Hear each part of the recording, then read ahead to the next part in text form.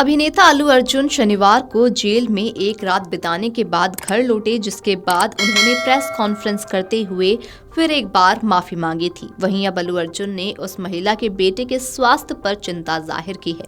रविवार को उन्होंने कहा कि वे 4 दिसंबर को पुष्पा 2 द रूल के प्रीमियर के दौरान हैदराबाद के संध्या थिएटर में हुए भगदड़ में घायल हुए लड़के के बारे में बहुत चिंतित हैं। अभिनेता ने इंस्टाग्राम पर एक पोस्ट में कहा कि मैं युवा श्रीतेज के बारे में बहुत चिंतित हूं, जो दुर्भाग्यपूर्ण घटना के बाद निरंतर चिकित्सा देखभाल में है। चल रही कानूनी कार्रवाई के कारण मुझे इस समय उनसे और उनके परिवार से मिलने नहीं जाने की सलाह दी गई है। अभिनेता ने आगे पोस्ट में लिखा कि मैं उनके शीघ्र स्वस्थ होने की कामना करता हूं और जल्द से जल्द उनसे और उनके परिवार से मिलने के लिए उत्सुक हूं।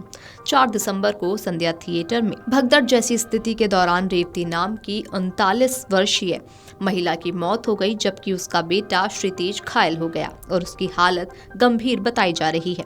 9 दिसंबर को हुई घटना के सिलसिले में संध्या थिएटर के मालिक संदीप सहित 3 लोगों को गिरफ्तार किया गया था। गौरतलब है कि इस घटना के सिलसिले में शुक्रवार यानी कि 13 दिसंबर को अल्लू अर्जुन को भी गिरफ्तार किया गया था और निचली अदालत में उन्हें 14 दिन की न्यायिक हिरासत में भेज दिया गया था। बाद में उन्हें तेलंगाना उच्च न्यायालय ने 50,000 रुपए के निजी मुचलके पर अंतरिम जमानत दे दी थी। हालांकि जमानत आदेश की प्रतियां समय पर अपलोड नहीं की गईं, जिसके कारण अभिनेता को अंतरिम जमानत मिलने के बावजूद एक रात जेल में बितानी पड़ी।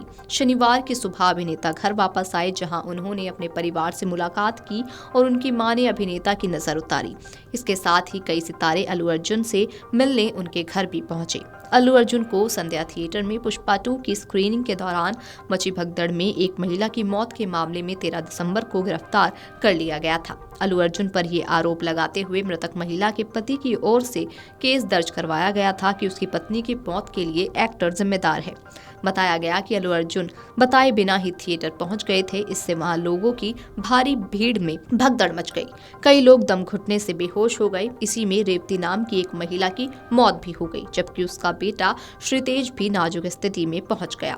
श्रीतेज की हालत अभी और नाजुक है, लेकिन जेल से बाहर आने के बाद अल्लू अर्जुन उसे देखने तक नहीं गए, जिसकी सोशल मीडिया पर खूब आलोचना भी हुई। अभी इसे लेकर अल्लू अर्जुन ने अपने इंस्टाग्राम अकाउंट पर एक पोस्ट साझा किया। उन्होंने लिखा कि मुझे अभी छोटे से श्रीतेज की चिंता है, जिसका उस दुर्भाग्यपूर्ण घटना के बाद अभी इलाज चल रहा है।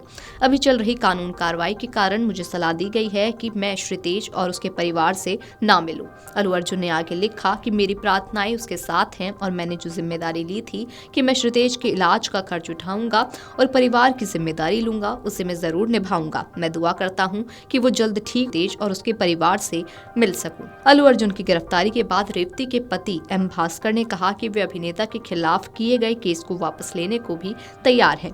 उन्होंने मीडिया से कहा कि मैं केस वापस लेने के लिए तैयार हूं। मेरा बेटा फिल्म देखना चाहता था, इसलिए हम वहां गए। अल्लू अर्जुन का उस भगदड़ से कोई लेना देना नहीं है। बहरहाल संध्या थिएटर की घटना 4 दिसंबर की है। पुष्पा 2 की स्क्रीनिंग के दौरान भगदड़ मच गई थी और एक महिला की मौत हो गई थी। उसी मामले को लेकर अल्लू अर्जुन को जिम्मेदार ठहराया गया और 13 दिसंबर को उनकी गिरफ्तारी हुई।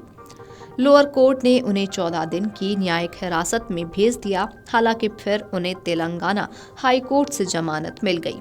पुलिस की तरफ से ये भी कहा गया था कि कोई विवरण उपलब्ध नहीं कराया गया था। उसके बावजूद हमने थिएटर के बाहर भीड़ प्रबंधन के लिए बंदोबस्त की व्यवस्था की। अभिनेता के आने तक भीड़ अच्छी तरह से नियंत्रण में थी। वो थिएटर में आए, अपनी गाड़ी की छत से बाहर निकले और वहां मौजूद जनता का हाथ हिलाकर अभिवादन किया।